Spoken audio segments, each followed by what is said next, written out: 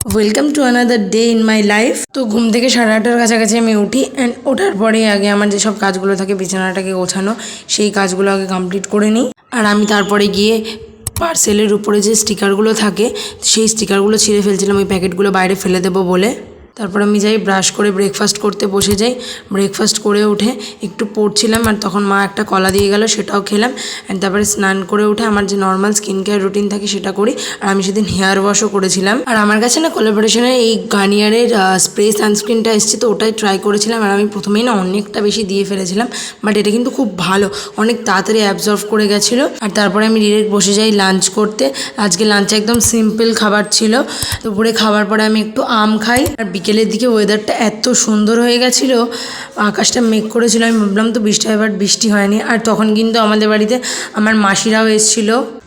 আমার বাড়িতে আমাদের মাসিরা এসছে, মানে আমার মাসি এসছে, সাথে আরও দুটো মাসি এসছে আর কিটু এসছে। তো আমি এখন যাচ্ছি ওদের জন্য কোল্ড ড্রিঙ্কস আনতে।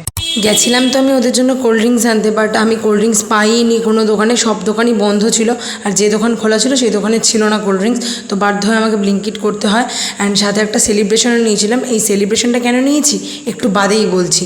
সন্ধেবেলা আমি পড়িয়ে উঠে ফাটাফাট রেডি হয়ে গেছিলাম, যাচ্ছি আজকে আমি আমার একটা স্টুডেন্টের জন্মদিন। তো জন্মদিনটা ছিল হচ্ছে ওকে আমি বলেই দিয়েছিলাম সন্ধ্যাবেলা তুই আমাকে নিতে আসবি, তোদের বাড়িতে আমি একসাথে তোর সাথেই যাবো।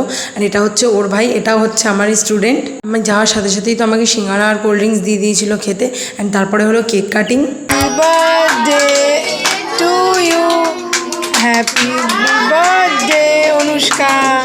ওখানেই এসেছিল এই বেবিটা হচ্ছে আমাদের পাশের বাড়িরই একটা দিদির মেয়ে। কেক কাটিংয়ের পর কিন্তু আমাকে খেতে দিয়ে দিয়েছিল। আর আমি কী কী খেলাম সেটার অলরেডি ভিডিও কিন্তু আমি পোস্ট করে দিয়েছি, তোমরা যদি না দেখে থাকো অবশ্যই চেক করে নিও।